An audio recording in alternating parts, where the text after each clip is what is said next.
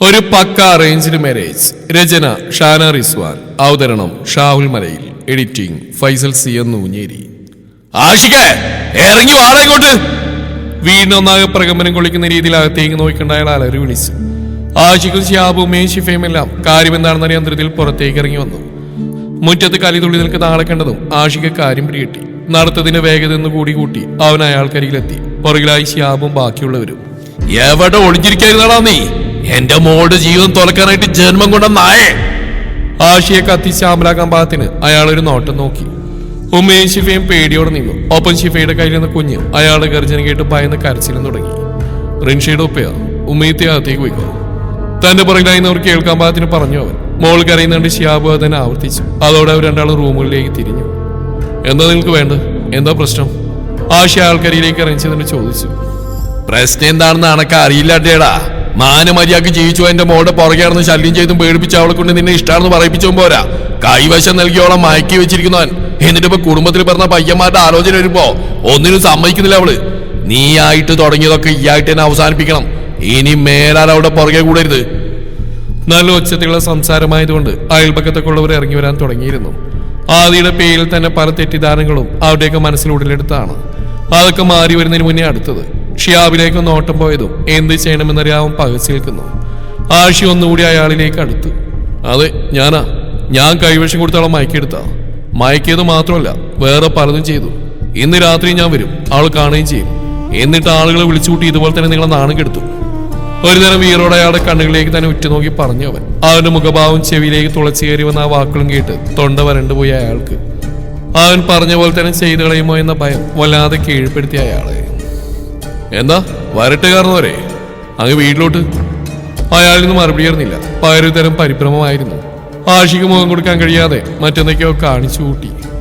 തമ്മിൽ പ്രണയിച്ചു, അത് ശരി തന്നെ എന്ന് കരുതി ഇതുപോലെ വായി തോന്നി വിളിച്ചു പറഞ്ഞാലുണ്ടല്ലോ, എല്ലാം കേട്ടുകൊണ്ട് മിണ്ടാതെ കയ്യും കെട്ടി നോക്കിയില്ല. ആൾക്ക് എന്നെ ഇഷ്ടമുണ്ടോ? ജീവിതത്തിൽ ഞങ്ങൾ ഒരുമിച്ചിരിക്കും. അവന്റെ വാക്കുകൾ ഉറച്ചതായിരുന്നു. അയാളൊന്നും മിണ്ടിയില്ല. ഗേറ്റിന് മുമ്പിൽ നിർത്തിയിരിക്കുന്ന എന്റെ ബൈക്കിനരികിലേക്ക് വേഗത്തിൽ നടന്നു. അന്ന് വന്നു പോയതിൽ പിന്നെ റിൻഷയെ കുറിച്ച് ഒരു വിവരമില്ലായിരുന്നു. ഒരുപാട് നാൾ വിളിച്ചു നോക്കിയെങ്കിലും ഫോൺ സ്വിച്ച് ഓഫ് ആണ് പറയുന്നത്. പിന്നീട് ഫ്രണ്ട്സിനോട് അന്വേഷിച്ചപ്പോൾ കോളേജിൽ വരാറില്ലെന്ന് അറിഞ്ഞു. ആൾക്ക് എന്ത് പറ്റിയതാണെന്നറിയാൻ മറ്റൊരു സുഹൃത്ത് വഴി അവിടെ ഉമ്മയുടെ നമ്പറിലേക്ക് വിളിപ്പിച്ചു. അവിടെയും വ്യക്തമായ ഉത്തരമില്ല. എവിടെയും തൊടാതെ എന്തൊക്കെയാണ് അവർ പറഞ്ഞതെന്ന് അറിയാൻ കഴിഞ്ഞു. അപ്പോഴേ ഒരു സ്പെല്ലിംഗ് മിസ്റ്റേക്ക് തോന്നിയതാണ്. ഇനി നേരിട്ട് വീട്ടിലേക്ക് കയറി ചെന്ന് അന്വേഷിക്കാമെന്ന് കരുതിയിരിക്കുമ്പോഴാണ് ആളുടെ ഒപ്പം ഇങ്ങോട്ട് വരുന്നത്. അതോടെ കാര്യങ്ങൾക്ക് ഒരു വ്യക്തത കിട്ടി.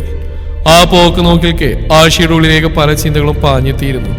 അപ്പോഴാണ് തോളിൽ ഒരു കരസ്പർശം അറിയുന്നത്. തിരിഞ്ഞു നോക്കിയപ്പോൾ ഷിയാബ് ഒന്നുമില്ലെന്ന് അവന് കണ്ണിച്ചിമ്മി കാണിച്ച് ആഷി അകത്തേക്ക് കയറിപ്പോയി. എന്താ അവിടെ പ്രശ്നം? എന്തിനാണ് നിങ്ങൾ ബഹളം വെച്ച്? കൂടെ നിൽക്കുന്നവരിൽ ഒരാൾ ധൃതിയ ആൾക്കരികിലേക്ക് വന്നുകൊണ്ട് ചോദിച്ചു.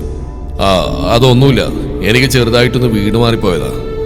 എങ്ങനെയൊക്കെയോ പറഞ്ഞൊപ്പിച്ച് പെട്ടെന്ന് ബൈക്കും എടുത്തയാൾ അവിടുന്ന് പോയി കളഞ്ഞു. കണ്ടുന്നവരടക്കം പറഞ്ഞുകൊണ്ട് കഷ്ടമെന്ന രീതിയിൽ അയാൾ പോയ വഴിയെ നോക്കി കൈമലർത്തി. കാലിന് മിററിലൂടെ ഇടയ്ക്കിടയ്ക്ക് പുറകിലേക്ക് നോക്കിക്കൊണ്ടേയിരുന്നു. നജീബ് അവന് വിടാനുള്ള ഒരുക്കമില്ലായിരുന്നു. ഇത്രയും ചെയ്തു കൂട്ടിയവനെ കയ്യിൽ കിട്ടിയാൽ പച്ച കത്തിക്കണമെന്ന് പണ്ടേ തീരുമാനിച്ചതാണ്. കാലിദിനെ തൊട്ടില്ലെന്ന രീതിയിൽ നജീബ് പറപ്പിച്ചു വിട്ടു. ഏകദേശം അരമണിക്കൂർ പിന്നിട്ടു. കാലിദിന്റെ വണ്ടി ആളൊഴിഞ്ഞ ആ വലിയ ഗ്രൗണ്ടിലേക്ക് പ്രവേശിച്ചു. ബാക്കിൽ നജീബിന്റെയും. രണ്ടു വണ്ടികളും ഒരുമിച്ച് സ്റ്റോപ്പായി. നജീബ് ഡോർ തുറന്നതിൽ പുറത്തേക്ക് ഇറങ്ങി വാണ വെളിയിലേക്ക്. കാലിദിന്റെ കാലിന് നേരെ പാഞ്ഞെടുക്കുമ്പോൾ അവന്റെ ശബ്ദം ഉയർന്നിരുന്നു. പൊടുന്നേനെ ഡോറും ചവിട്ടി തുറന്ന് കാലിൽ പുറത്തേക്ക് കടന്നു. നജീബിന്റെ പെരുവിരൽ മുതൽ ഉച്ചയിലേക്ക് ദേഷ്യം അരിച്ചേരാൻ തുടങ്ങി. ഏറ്റവും വിശ്വസ്തനായ നീ തന്നെ കൂടെ നിലവരെയും ചതിച്ചു അല്ലേ? സ്വാർത്ഥതയ്ക്കും സ്വന്തം സുഖത്തിനും വേണ്ടി എത്ര പേരുടെ ജീവൻ വെച്ചാണ് നീ കളിച്ചത്? എത്ര പേരുടെ സ്വപ്നങ്ങളാണ് നീ തല്ലിക്കെടുത്തിയത്? എങ്ങനെ കഴിഞ്ഞാണ് നിനക്ക്? എന്നു മുതലാ നീ ഇങ്ങനെ ചെകുത്താന്റെ പാതയിൽ അകപ്പെട്ടത്? ഓരോന്നും എണ്ണി ചോദിക്കുമ്പോൾ ദേഷ്യം കനലായി എരിയുന്നുണ്ടായിരുന്നു അവന്റെ കണ്ണിൽ.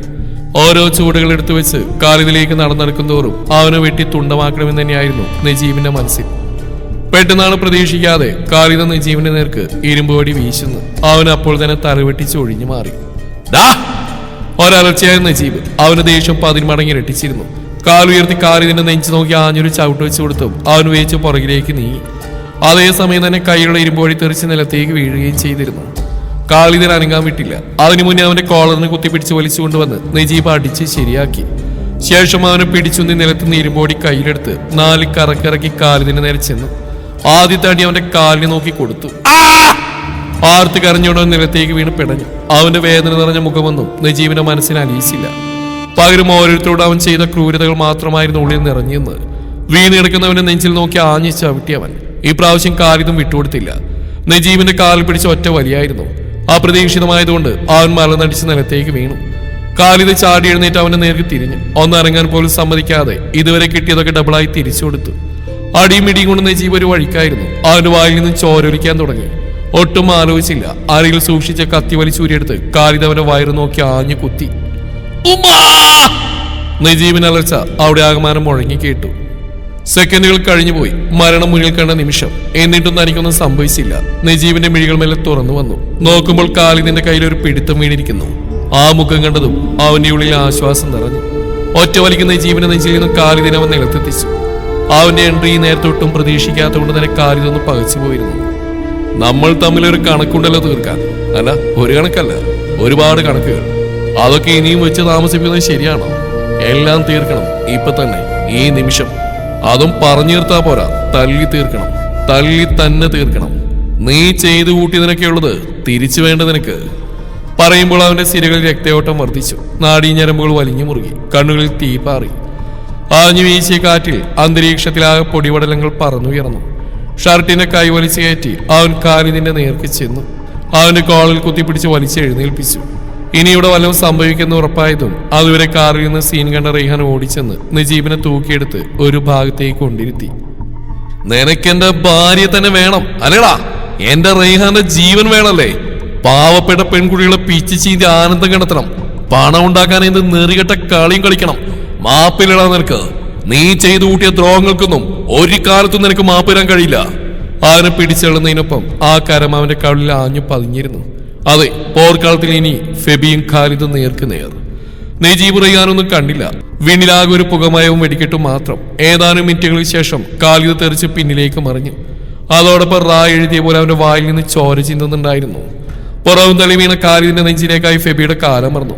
എപ്പോഴോ കൈക്കലാക്കിയ കത്തി അവൻ ഖാലിദിന്റെ ചങ്ക് നോക്കി വീശിയതും റെയ്ഹാനും നജീബ് ഇരുവശത്തു കൂടി ഓടിയൊന്ന് അവനെ തടഞ്ഞു. വേണ്ടോ ഫെബി, വേണ്ട. ഇവരെ പോലും നാറി തീർത്തിന്റെ പേരിൽ അകത്തായി പോയത് ഇനിയുള്ള നിന്റെ ജീവിതം. 1000 പ്രതീക്ഷയും സ്വപ്നങ്ങളായിട്ടൊരു പെണ്ണ് നിന്നെ കാത്തിരിപ്പുണ്ട്. അവളെ മറന്നൊരു കടുങ്കയരുത്. അതെ ഫെബിക, നജീബ് പറയുന്നതിന് കാര്യമുണ്ട്.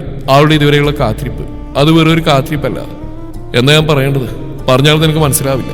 നീ കാണുന്ന അവസ്ഥ അപ്പോഴേ അറിയും, അപ്പോഴേ നിനക്ക് മനസ്സിലാവൂ. റെയ്ഹാൻ പറഞ്ഞതിന്റെ പൊരുൾ മുഴുവനായും ഫെബിക്ക് മനസ്സിലായില്ലെങ്കിലും അവൻ പറഞ്ഞ വാക്കുകൾ ഉൾക്കൊണ്ടിരുന്നു. കത്തി നിലത്തേക്ക് എറിഞ്ഞവൻ ഖാലിദിന്റെ നെഞ്ചിൽ നിന്ന് കാല് പിൻവലിച്ചു. അവന്റെ അവസ്ഥയൊന്നും കണക്കിലെടുത്തില്ല. ഭാഗ്യമുണ്ടെങ്കിൽ രക്ഷപ്പെട്ടെന്ന് ഇതിൽ മൂവരും തിരിഞ്ഞു നടന്നു. ഹോസ്പിറ്റലിൽ പോകണോടാ? കാറിലേക്ക് കയറുന്നതിന് മുന്നേ നജീബിനോടായി ഫെബി ചോദിച്ചു. ഏയ്, കുഴപ്പമൊന്നുമില്ല. നിന്റെ ഒപ്പം തന്നെ എത്താൻ പറ്റിയില്ല, ബ്ലോക്കിൽ വിട്ടുപോയി. അത് സാറില്ല, എന്നാലും കുഴപ്പമൊന്നും സംഭവിച്ചില്ലല്ലോ. ഇനിയൊക്കെ വീട്ടിൽ ചെന്നിട്ട്. നജീബ് അവന്റെ വണ്ടിയിലേക്കും റെയ്ഹാനും ഫെബി അവരുടെ വണ്ടിയിലേക്കും കയറി വീട്ടിലേക്ക് പുറപ്പെട്ടു. എല്ലാവരും സീറ്റുകളിൽ സംസാരിച്ചിരിക്കുന്ന സമയമായിരുന്നു അത്. അപ്പോഴാണ് കാർ വന്ന് നിർത്തുന്നത്. ഇരുവശങ്ങളിലെയും ഡോർ ഒരുമിച്ച് തുറക്കുന്ന കണ്ട് ആരാണെന്നറിയാൻ അവരൊക്കെ ഒരുപോലെ ധൃതിപ്പെട്ടു. പ്രതീക്ഷിക്കാതെ ഫെബിയെ മുന്നിൽ കണ്ടതും ആദ്യം ഒന്ന് അമ്പരന്നുവെങ്കിലും അവന്റെ കോലം കണ്ട് പരസ്പരം നോക്കി കണ്ണു വീഴ്ചു. അവൻ കയറി വരുന്നതിന് മുന്നേ ഉപ്പയും ഉമ്മയും അങ്ങോട്ട് ഇറങ്ങിച്ചെന്ന് കാര്യം തിരക്കി. ഇതെന്ത് കോലാടാ? നീ എവിടുന്നാ വരുന്നത്? ഖത്തറിന്ന് തന്നെയല്ലേ? ഉപ്പ വേവലാതിയോടെ അവനെ നോക്കി. കുട്ടിക്കലാശം കഴിഞ്ഞു വരുന്ന വഴിയാ. കണക്കുകളൊന്നും പിന്നേക്ക് വെക്കരുതല്ലോ, ഒക്കെ അപ്പോൾ തന്നെ തീർക്കണ്ടേ? പറഞ്ഞുകൊണ്ട് ആരെയും മൈൻഡാക്കാതെ അവനകത്തേക്ക് കയറിപ്പോയി. പുറകെ വന്ന റെയ്ഹാൻ നടന്നെന്താണെന്ന് അവർക്കൊക്കെ വിശദീകരിച്ചു കൊടുത്തു.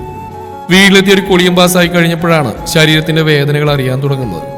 എങ്കിലും സാരമില്ല. ഉള്ളിൽ ആദിയുടെ മുഖം തെളിയവേ ശരീരത്തിനും മനസ്സിനും എന്തെന്നില്ലാത്തൊരു തണുപ്പ് അനുഭവപ്പെട്ടു. പെട്ടെന്ന് ഡ്രസ്സ് മാറി അവളുടെ അടുത്തേക്ക് പോകാൻ തുനിയുമ്പോഴാണ് തടസ്സമായിട്ട് അയാൾ വരുന്നത്. മോനെ, ഇപ്പൊ തന്നെ ഇങ്ങോട്ടാടാ നീ? ചോദ്യം കേട്ട് തിരിഞ്ഞു നോക്കിയപ്പോൾ മാമനാണ്. വേറെ എങ്ങോട്ടാ? എന്റെ ആദിയുടെ അടുത്തേക്ക്. അവളെ കാണണം, എനിക്ക് കണ്ടേ പറ്റുള്ളൂ. നിന്റെ മനസ്സെന്താണെന്ന് എനിക്ക് വായിച്ചെടുക്കാൻ പറ്റുന്നുണ്ട്. പക്ഷെ മോനിപ്പോ ഞാൻ പറയുന്നത് കേൾക്കണം. ഖാലിദ് അവനൊരു വിഷപ്പാമ്പാ. നീ തല്ലിച്ചതച്ച് അവശനാക്കിയിട്ടിരിക്കുകയാണെങ്കിലും 100 ആളുകൾ അവന്റെ സഹായത്തിനുണ്ടാവും. ഒന്ന് വിരലിൽ ഞൊടിച്ചാൽ മതി, അവരെല്ലാം കൂടെ വന്ന് നിന്നെ അടിച്ച് ശരിയാക്കും. മാത്രമല്ല, ആദ്യം ഇപ്പോൾ സുരക്ഷിതായ സ്ഥാനത്തല്ലേ ഉള്ളത്. കുറച്ചു ദിവസം കൂടി അവിടെ തന്നെ നിൽക്കട്ടെ അവള്. എന്നിട്ട് ഇങ്ങോട്ട് വിളിച്ചുകൊണ്ടെന്നാ മതി. അയാൾ പറയുന്ന കേട്ട് ഫെബിക്ക് തളർച്ച തോന്നി. സെക്കൻഡുകൾ നീങ്ങാൻ വളരെ പ്രയാസം തോന്നുകയായിരുന്നു അവന്. അത്രയും ആദ്യം മിസ് ചെയ്യുന്നുണ്ടായിരുന്നു. ഇനി എങ്ങനെയാണ് ദിവസങ്ങൾ തള്ളി നീക്കുക എന്നാലോചിച്ച് അവൻ ബെഡിലേക്ക് ഇരുന്നു. മാമന്റെ പേടിയും ആ മുഖത്തെ ടെൻഷനോ പാടെ കണ്ടില്ലെന്നടിക്കാനും കഴിഞ്ഞില്ല. എന്നാ ഞാൻ കുറച്ചു നേരം റെസ്റ്റ് എടുക്കട്ടെ എന്നും പറഞ്ഞ് കിടക്കാനൊരുങ്ങി. താൻ പറഞ്ഞേക്കാൾ സീരിയസ് ആയി തന്നെ എടുത്തു എന്ന സമാധാനത്തിൽ അയാൾ മുറിവിട്ടിറങ്ങി. എല്ലാം കണ്ടും കേട്ടും പുറകിലൊരാളുണ്ടെന്ന് അവർ രണ്ടുപേരും അറിഞ്ഞില്ല. അയാൾ പോകുന്നു നോക്കി വിജയ് ഭാഗത്തിൽ ചിരിച്ചു അവള്. ഒപ്പം ഫെബിയുടെ റൂമിലേക്കൊന്ന് എത്തി നോക്കി. മുഖത്തേക്ക് കയ്യും കയറ്റി വെച്ച് കിടക്കുന്നവനെ കണ്ടതും ഒരു നിമിഷം അവളുടെ മനസ്സിലൂടെ അസൂയയും ദേഷ്യവും ഒന്നിച്ച് കടന്നുപോയി. അത് ഇത്രയും നാൾ തന്നെ അവഗണിച്ചതിന്റെയും ഇന്ന് കയറി വന്നപ്പോൾ ചന്തയിൽ വെച്ച് പോലും കണ്ട മൈൻഡ് ചെയ്യാത്തതിന്റെയും ആയിരുന്നു. എന്നാലും അതിനേക്കാൾ ഉപരി സന്തോഷം കൊണ്ട് തുള്ളിച്ചാടുകയായിരുന്നു ഉള്ള. പ്ലാൻ ചെയ്ത പോലെ ആദിയുടെ അടുത്തേക്കുള്ള അവന്റെ പോക്ക് മുടക്കിയതിന്. താൻ വന്ന അവാർഡ് ഫിലിം അഭിനയിച്ച് കാണിച്ചാൽ പോലും ആ വാക്കിൽ നിന്ന് അവൻ ചെവിക്കൊള്ളുക പോയിട്ട് ഏത് ഭാഗത്തു നിന്നാണ് നോക്കുപോലുമില്ലെന്ന് അവൾക്ക് ഉറപ്പായിരുന്നു. അതുകൊണ്ടാണ് ഉപ്പയെ കളത്തിലേക്ക് ഇറക്കിയത്. ഉപ്പയുടെ മുന്നിൽ ചെന്ന് ഇന്ന് തന്നെ പുറത്തേക്ക് ഇറങ്ങിയാൽ ആദ്യം ഫെബിക്കാനെയും കാലിക്കാൻ ആളുകൾ കണ്ട ബാക്കി വെച്ചേക്കില്ലെന്ന് പറഞ്ഞ് സെന്റി അടിച്ചു. പോരാത്തതിന് ടാപ്പ് തുറന്നാണെങ്കിൽ കുറച്ച് കണ്ണുനീര് ഒഴുക്കി വിട്ടു. അതോടെ ഉപ്പ ഫ്ലാറ്റ്. ഇനി അവളെ അവനെ ഈ രണ്ട് വഴിക്കാക്കുന്ന കാര്യം തുറുപ്പിച്ചിട്ട് കയ്യിലുണ്ടല്ലോ. So simple. മനസ്സിലൊരു വിട്ടുകൊണ്ട് സോനയൊന്ന് പുഞ്ചിരിച്ചു. ഒരുപാട് അർത്ഥങ്ങൾ മറഞ്ഞിടക്കുന്ന നിഗൂഢമായ പുഞ്ചിരി. മണിക്കൂറുകൾ രണ്ടെണ്ണം പെട്ടെന്ന് കഴിഞ്ഞുപോയി. യാത്രാക്ഷീണവും ഫൈറ്റിന്റെ ക്ഷീണവും കാരണം ഫെബി ബോധം നഷ്ടപ്പെട്ട കണക്കിന് കിടന്നുറങ്ങി. ആ സമയം സോന അവനറിയാതെ മുറിൽ കയറി ചെന്ന് അവന്റെ ഫോൺ സൈലന്റ് ആക്കി വെച്ചു. ശേഷം അവൻ കൊണ്ടുവന്ന് വെച്ച ലഗേജുകളുടെ ഒരു പിക്ക് എടുത്ത് ആദിക്ക് മാത്രം കാണാൻ പാകത്തിന് സ്റ്റാറ്റസിൽ ഇട്ടു. കൂടെ ഫെബിക ഈസ് ബാക്ക് എന്നൊരു അടിക്കുറിപ്പും. 10-20 മിനിറ്റുകൾ കഴിഞ്ഞുപോയി. വയറും താങ്ങി പിടിച്ച് നടക്കുന്നതിനിടയിൽ ആദ്യം ഫോൺ എടുത്ത് വെറുതെ ഒന്ന് വാട്സാപ്പ് ഓപ്പൺ ചെയ്ത് നോക്കി. ഇന്ന് നേരം വെളുത്തിയിൽ പിന്നെ ഫെബിയെ കുറിച്ച് ഒരു അറിവില്ലല്ലോ എന്നായിരുന്നു മനസ്സിലെ ചിന്ത. മെസ്സേജുകളൊന്നും വന്ന് കിടപ്പില്ല. അവൻ തന്നെ ഉള്ളുറക്കുന്നത് വാട്സാപ്പ് സ്റ്റാറ്റസുകളിലൂടെയാണ്. അവൾ പെട്ടെന്ന് അവിടെ കണ്ണോടിച്ചു. ഒന്നും കണ്ടില്ല. ചെറിയ നിരാശ തോന്നി. മൂഡ് ഓഫ് മാറ്റാൻ ഓരോരുത്തരുടെയും സ്റ്റാറ്റസുകൾ നോക്കി. സമയം നീക്കുമ്പോഴാണ് സോനയുടെയും ഓപ്പണായി വരുന്നത്. അതിലെ വരികൾ കണ്ട അവൾക്ക് വിശ്വസിക്കാൻ കഴിഞ്ഞില്ല. ഫെബിക്ക് നാട്ടിലെത്തിയോ? ഒരു വാക്കിനോട് പറഞ്ഞില്ലല്ലോ. ഇത്രയും നേരമായിട്ടൊന്നും വിളിക്കുകകൂടി ചെയ്തില്ല. കടുത്ത നിരാശയിൽ അവളുടെ മിഴികൾ ചുവന്ന് കലങ്ങി. എന്തോ തോന്നൽ പെട്ടെന്ന് ഫോൺ എടുത്ത് അവന് കോൾ ചെയ്തെങ്കിലും അറ്റൻഡ് ചെയ്തില്ല. ഒന്നല്ല, രണ്ടല്ല, മൂന്നല്ല, പല പ്രാവശ്യം ആവർത്തിച്ച് വിളിച്ചെങ്കിലും ഫോൺ എടുക്കാത്ത അവളുടെ ഉള്ളിൽ വല്ലാത്ത ഭയം നിറച്ചു. ഈ കാക്കേനെ വേണ്ടാതായോ എന്ന ചിന്ത അവളെ കാർന്നുകൊണ്ടിരുന്നു. ഒറ്റയ്ക്കിരുന്ന് മിഴി നീർവാർക്കുന്ന നേരത്താണ് ജനലിൽ മുട്ടി വീഴുന്ന ശബ്ദം കേൾക്കുന്നത്. കണ്ണുകൾ അമർത്തി തുടച്ചവളെ എഴുന്നേറ്റ് ചെന്നു. കൊളത്തൂരി ജനലിൽ തുറന്നു നോക്കിയ സിയ നിൽക്കുന്നു. ഇതാ യാഷിക്കാക്കനെ വിളിക്കേ, ഇപ്പൊ വരും. അനുവിനെ പെട്ടെന്ന്. ഫോൺ തന്നെ നേരെ നീട്ടിപ്പിടിച്ച് പറയുന്നവളെ ഒരു നിമിഷം നോക്കിന്ന് പോയി റിൻഷ. വേണ്ട മോളെ, ഉപ്പ എങ്ങാനും അറിഞ്ഞാൽ കൊന്നുകളി നിന്നെ. അനുവിനെ തിരിച്ചുകൊണ്ട് വെച്ചോ. കുറച്ചേരം അടക്കിറത്തിയ കണ്ണുനീര് വീണ്ടും അവളുടെ കവിളിലൂടെ ഒലിച്ചിറങ്ങി. എന്നെ കൊണ്ട് പറയിപ്പിക്കണ്ട. കുറെ നേരം കഷ്ടപ്പെട്ട് തെരഞ്ഞിട്ടത് കൈ കിട്ടിയത്. അപ്പൊ ചാടി ഇറക്കുന്നോ? വേഗം ആഷിക്കാനെ വിളിച്ച് സംസാരിച്ചേ. നീട്ടിയ ഫോൺ പിൻവലിക്കാതെ തന്നെ സിയ വീണ്ടും ആവശ്യപ്പെട്ടു. ഉമ്മ. റിൻഷയുടെ മിഴികൾ പുറത്തേക്ക് നീണ്ടു. ഉമ്മക്കൊരു പ്രശ്നമല്ല, നീ ഒന്ന് ഇതിനകത്ത് രക്ഷപ്പെട്ട് കിട്ടിയാൽ മതിയെന്നേ ഉള്ളൂ. അതുകൂടി കേട്ടതോടെ അവൾ സിയുടെ കയ്യിൽ നിന്ന് ഫോൺ വാങ്ങി പെട്ടെന്ന് ഓൺ ചെയ്തു. ആഷിയുടെ നമ്പർ ഡയൽ ചെയ്ത് കോളിനിട്ടു. അരമണിക്കൂറിലധികമായി ആഷി വിദൂരതയിലേക്ക് നോക്കി ചിന്തിച്ച് ഒരേ ഇരിപ്പാണ്. പെട്ടെന്നാണ് ഫോൺ റിങ്ങുന്നത്. അത് കേട്ടിട്ടൊരു മൂടില്ലാതെയാണ് അവൻ എടുത്തു നോക്കിയത്. പക്ഷേ സ്ക്രീനിൽ തെളിഞ്ഞ പേര് കണ്ടതും അവന്റെ കണ്ണുകൾ വിടർന്നു വന്നു. റിനു. നെഞ്ചിരിപ്പ് ക്രമാതീതമായി വർദ്ധിച്ചു വരുന്ന കണക്കിലെടുക്കാതെ അവൻ പെട്ടെന്ന് അറ്റൻഡ് ചെയ്ത് കാതോരം ചേർത്തു. ഹലോ ആഷി. വിളിക്കുമ്പോഴേക്കും അവൾ കരഞ്ഞു പോയിരുന്നു. അവന്റെയും മിഴികൾ ഈറനണിഞ്ഞു. ആഷി, ഉപ്പന്റെ കല്യാണം ഉറപ്പിക്കാൻ പോവാ. ഇന്ന് വൈകുന്നേരം വരും അവര് കണ്ടിട്ട് പോവാൻ. കരച്ചിലിനിടയിലും അവൾ ആയാസപ്പെട്ട് പറഞ്ഞു. അതിന് നീ എന്തിനെ കരയുന്നു? കല്യാണം കഴിഞ്ഞിട്ടൊന്നുമില്ലല്ലോ, ഉറപ്പിച്ചിട്ടുമില്ല. ജസ്റ്റ് ഒന്ന് കാണാൻ വരുന്നു. ആരും വരട്ടെ. നീ ആ ചെക്കനോട് മനസ്സുറക്കണം. മറ്റൊരു പ്രണയമുണ്ടെന്ന് പറയണം. ഇതൊന്നും കേട്ടാൽ ചിന്തിക്കാൻ കഴിവില്ലാത്ത ആരും ഇപ്പം ഉണ്ടാവില്ല. അത് കഴിഞ്ഞാൽ ഞാനങ്ങ് വരും നിന്റെ ഉപ്പയോട് കാര്യങ്ങൾ സംസാരിക്കാൻ. അവൻ ഓരോന്ന് വ്യക്തമായി പറഞ്ഞു കൊടുത്തു. വല്ലാത്തൊരു ആശ്വാസം തോന്നി അവൾക്ക്. ആഷി, അധികം സംസാരിക്കാൻ സമയമില്ല. ഉപ്പ ഏത് നിമിഷം തിരിച്ചെത്തും. ഞാൻ കട്ട് ചെയ്യാം കേട്ടോ. എങ്ങനെയാ ഫോൺ കിട്ടിയേ? സി കൊണ്ടുവന്നു. ഞാൻ പ്രതീക്ഷയില്ല. നിന്നോട് സംസാരിക്കാൻ അവളാ പറഞ്ഞ്. മിടുക്കി. ഫോൺ അവളുടെ കൈ കൊടുത്തേ. ബാക്കി ഞങ്ങൾ തമ്മിൽ ആയിക്കോളാം. അവൻ ആവശ്യപ്പെട്ടതും റിൻഷ ജനലിലേക്ക് ചെന്ന് ഫോൺ സിയുടെ കയ്യിൽ കൊടുത്തു. അവൾ അത് വാങ്ങിച്ച് ഒരൽപ്പം മാറിന്ന് സംസാരം തുടങ്ങി. പറയുന്നതോടൊപ്പം കൈകൊണ്ടും രണ്ടെന്നൊക്കെ കാണിക്കുന്നുണ്ട്. എത്ര ചെവി കൊടുത്തിട്ടും സംസാരിക്കുന്നത് എന്താണെന്ന് വ്യക്തമായി കേട്ടില്ല. ഒരു 10 മിനിറ്റോളം മിണ്ടിക്കാണ് അവര്. കോൾ കട്ട് ചെയ്ത് സിയ തിരിച്ചു വന്നു. എന്താ പറഞ്ഞേ? സീക്രട്ടാ, ഞങ്ങൾ വലിയൊരു തമ്മിലെ സീക്രട്ട്. ചെറിയ കുട്ടികളൊന്നും അറിയണ്ട, ടെൻഷൻ അടിക്കും. പറഞ്ഞുകൊണ്ട് സിയ അവൾ നോക്കി കുസൃതിയോടെ സൈറ്റ് അടിച്ച് കാണിച്ചു. റിൻഷ മുഖം വീർപ്പിച്ച് നിന്നു. ഉപ്പ എപ്പോ വരും? നീ ഫോൺ ഉണ്ടോക്ക്. പിന്നെ എനിക്കാരും പേടിയൊന്നുമില്ല. ഇത്ത അടിക്കുന്ന പോലെ അങ്ങനെ എന്നെ ചെയ്യാൻ വന്നിട്ടുണ്ടല്ലോ. പോലീസ് സ്റ്റേഷനുണ്ടോ? ഞാൻ പോയി കേസ് കൊടുക്കും. അല്ല പിന്നെ സ്വന്തം മക്കളാണെന്ന് ഇത് ഇമാരി തല്ലെല്ലാം ഇതെന്താ വെള്ളരിക്ക് പറ്റണോ? പറഞ്ഞിരുന്നില്ല. ഉപ്പയുടെ ബൈക്ക് മുറ്റത്തേക്ക് കയറിയൊന്ന് ഒരുമിച്ചായിരുന്നു. അല്ലാ ഉപ്പ. നെഞ്ചത്ത് കൈയും വെച്ച ഒരു അലർച്ചയായിരുന്നു സിയ. അതുകൊണ്ട് റിൻഷ അവളെ കണ്ണുമീഴ്ച നോക്കി. റീത്ത് വെച്ചിട്ട് വൈകുന്നേരം കാണാം, ഇല്ലെങ്കിൽ നിനക്കെന്റെ ഡെഡ് ബോഡി കാണാം. ജനലടിച്ച് കുറ്റിയിട്ടോ ഉപ്പാ. പറഞ്ഞുകൊണ്ട് ഒറ്റ കുതിപ്പിന് അവൾ അകത്തെത്തി. ആ ഓട്ടം കണ്ടിരുന്ന റിൻഷയുടെ ചുണ്ടിൽ ദിവസങ്ങൾക്ക് ശേഷം ഒരു ചെറുചിരി വിരിഞ്ഞു. ആഷി വീണ്ടും സിറ്റൗട്ടിലേക്ക് കയറിയുന്ന ആലോചന തുടങ്ങി. കുറച്ച് സമയം ഇങ്ങനെ ഇരുന്നതിന് ശേഷം തലയും കുടിഞ്ഞ് അവൻ എഴുന്നേറ്റ് അകത്തേക്ക് പോകാൻ ഒരുങ്ങിയതും തൊട്ടടുത്ത് അവന്റെ ചെയ്തെല്ലാം വീക്ഷിച്ചുകൊണ്ട് ഷിയാബ് നിൽക്കുന്നു. കഴിഞ്ഞോ? എന്ത് ആലോചന? എന്താ ഇത്രയ്ക്ക് ചിന്തിച്ചു കൂട്ടാനുള്ളത്? ഒരുപാട് നേരമായല്ലോ ഈ ഇരിപ്പുടങ്ങിയിട്ട്. അത് ആദ്യം ചിന്തിച്ച ഒന്ന്, ഇപ്പൊ ചിന്തിച്ച വേറൊന്ന്, അവസാനം ചിന്തിച്ച് പറയാറായിട്ടില്ല. മൂന്നാമത്തേത് വേണമെങ്കിൽ പറഞ്ഞുതരാം. ഒരു ലോറി വന്ന് പുറകിലിടിച്ചാണ് ഞാനും തെറിച്ചു വീണെന്ന് പറഞ്ഞില്ലേ? അത് അയാൾ മനഃപൂർവ്വം ചെയ്താണെന്നാ എന്റെ ഇപ്പോഴത്തെ സംശയം. അതെന്താ അങ്ങനെ തോന്നാൻ? ആദ്യം വന്നിടിച്ച പോരായിട്ട് അയാൾ വന്ന് ഒന്നുകൂടി ഇടിച്ചു. രണ്ടാമത്തെ ആ ഇടിയില ഞാൻ തെറിച്ച് റോഡിലേക്ക് വീഴുന്നു. എന്നിട്ടും പോരായിട്ട് റിവേഴ്സ് എടുത്തു പോയി ഒന്നുകൂടി മുന്നോട്ടുകൊണ്ടുവന്ന് എന്റെ രണ്ടു കാലുടെയും വീല് കയറ്റി.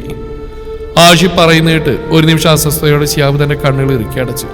ശേഷം തുറന്നവന്റെ മുഖത്തേക്ക് നോക്കി. എന്നുവെച്ചാ അത് തന്നെ കൊലപാതക ശ്രമം. മനസ്സിലുള്ള സംശയം തീർക്കാൻ വേണ്ടി ഷിയാബ് റെയ്ഹാനെ വിളിച്ചതായിരുന്നു. കാരണം സെയിം അനുഭവം അവനും ഉണ്ടായതാണ്. കേട്ടത് റെയ്ഹാൻ ഉറപ്പിച്ചു പറഞ്ഞു അത് കൊലപാതക ശ്രമമാണെന്നും അതിനു പിന്നിൽ കാലിതാണെന്നും തന്നെയും ആഷിയെ അപായപ്പെടുത്താമെന്ന് ഒരേ ആളാണെന്നും അയാൾ ഓടിച്ച ലോറി വരെ ഒന്നാണെന്നും. പക്ഷെ എന്തിനാ ആഷിയെ? കാരണം ഒന്നേ ഉള്ളൂ, ആദ്യം അവൾക്ക് ലെറ്റർ എഴുതാൻ കൂട്ടുന്നത് ആഷിയാണ്. അവൻ ആദ്യോടൊപ്പം നിന്ന് വാദിച്ച എല്ലാ സത്യങ്ങളും പൊളി. അതിന് തെളിവ് നശിപ്പിക്കണം. ആഷി ഇല്ലാതാവണം. എന്നേക്കുമായി ആദ്യം അവന് സ്വന്തമാക്കണം. കാരണം മുഴുവൻ റെയ്ഹാൻ തന്നെ വിശദീകരിച്ചു കൊടുത്തു. ഷിയാബും ആഷിയും ഒരു തരം പകപ്പോടെ പരസ്പരം നോക്കി. കാലിത് അവർക്കിടയിൽ തന്നെ മറിഞ്ഞിരിക്കുന്ന സ്ഥിതിക്ക് ആദ്യം എത്രയും പെട്ടെന്ന് തിരികെ കൊണ്ടുവരിക എന്ന് മാത്രമായിരുന്നു രണ്ടുപേരുടെ ഉള്ളിൽ അപ്പോൾ തോന്നിയത്. കണ്ണാടിയുടെ മുമ്പിൽ നിന്ന് മുടി ചെയ്യുമ്പോഴാണ് പുറകിൽ സോന വന്ന് നിൽക്കുന്നത് കാണുന്നത്. എന്തിനാ ഇങ്ങനെ കിണിക്കുന്നത്? അവളുടെ ഇളയണ്ട് സഹിക്കാതെ മിറിൽ തന്നെ നോക്കി ചോദിച്ചു അവൻ. നിങ്ങളുടെ അവസ്ഥയെ ഓർത്തിട്ട് എങ്ങനെ ചിരിക്കാണ്ടിരിക്കും? എല്ലാവരും ചേർന്ന് ഇങ്ങനെ മണ്ടവേഷം കെട്ടിച്ചിട്ടും ഒന്നും മനസ്സിലാവാതെ ഇപ്പോഴും ആദ്യം വിളിച്ചുകൊണ്ട് അവളെയും തേടി പോകുന്നു. കഷ്ടമുണ്ട് ഫെബിക്കാൻ നിങ്ങളുടെ കാര്യം. സോന പ്ലീസ്, എന്തെങ്കിലും പറയണേ തെളിച്ചു പറഞ്ഞേ. എങ്ങും തൊടാ പറഞ്ഞാൽ എനിക്കൊന്നും വ്യക്തത കിട്ടില്ല. എന്റെ പൊന്നു ഫെബിക്ക, റെയ്ഹാൻ അവളും ചേർന്ന് നിങ്ങളെ മണ്ടനാക്കിയ. ഇപ്പൊ ഈ കണ്ണാടിക്കുമ്പിൽ നിന്ന് ഒരുങ്ങി കെട്ടുന്ന തന്നെ അവളെ കാണാൻ പോകാനല്ലേ? അത് നടക്കാൻ തോന്നുന്നുണ്ടോ? റെയ്ഹാൻ നിങ്ങൾ ഇവിടുന്ന് അനങ്ങാൻ വിടുന്നാണോ വിചാരം? അവനെന്തിനെ എന്നെ തടയണം? ഞാൻ പോകുന്നത് എന്റെ ഭാര്യയെ കാണാനാ. ആയിരിക്കാം, പക്ഷെ ഭാര്യയുടെ രഹസ്യങ്ങളെല്ലാം കാത്തു സൂക്ഷിക്കുന്ന അവനാ ആ റെയ്ഹാൻ. എന്താ ഇപ്പൊ പറഞ്ഞ്? സോന പറഞ്ഞ് ഇഷ്ടപ്പെടാതെ ദേഷ്യത്തോടെ അവൻ അവൾക്ക് നേരെ തിരിഞ്ഞു. എന്നോട് കുറച്ചാടിയിട്ടൊന്നും കാര്യമില്ല എന്റെ പൊന്നു മോനെ. ഞാൻ പറഞ്ഞ സത്യ. നീ അറിയാത്ത രഹസ്യന്റെ അവർക്കിടയിൽ അവള് പ്രഗ്നന്റാ. ഫെബിക്ക് വിശ്വസിക്കാൻ കഴിഞ്ഞില്ല. സോന വെറുതെ പറ്റിക്കാൻ വേണ്ടി പറയാമെന്ന് കരുതി. വിശ്വാസം വരുന്നില്ല അല്ലേ? ഫോണിരിക്കുന്നില്ലേ? എടുത്ത് വിളിച്ചു ചോദിക്കാം അവളോട്. അല്ലെ വേണമെന്നില്ല, അവളെ കൊണ്ടുനടക്കുന്ന അനിയണ്ടല്ലോ ഇവിടെ തന്നെ. പോയി ചോദിക്കാനോട് ഞാൻ പറയുന്നത് സത്യമാണോ അല്ലയോ എന്ന്. ഫെബിക്ക് തലപിരിക്കുന്ന പോലെ തോന്നി. ഒന്നൊഴിയുമ്പോൾ ഒന്ന്. ഇത്രയും വീറോടെ പറയണമെങ്കിൽ സംഗതി സത്യമാണെന്ന് അവന് മനസ്സിലായി. ശരീരത്തിന് ബലം നഷ്ടപ്പെടുന്ന പോലെ തോന്നിയാൽ പെട്ടെന്ന് ബെഡിലേക്ക് ഇരുന്നു. പക്ഷെ എന്തിനാ അവനോട് ഇത്രയും നാൾ ഈ കാര്യം മറച്ചു വെച്ചു? അതാണ്, അവിടെയാണ് കാര്യം. കുഞ്ഞാൻ്റെതാണെന്ന് വ്യക്തമല്ല. കാലിക്കാരൻ്റെയോ അതോ നിങ്ങളുടെയോ?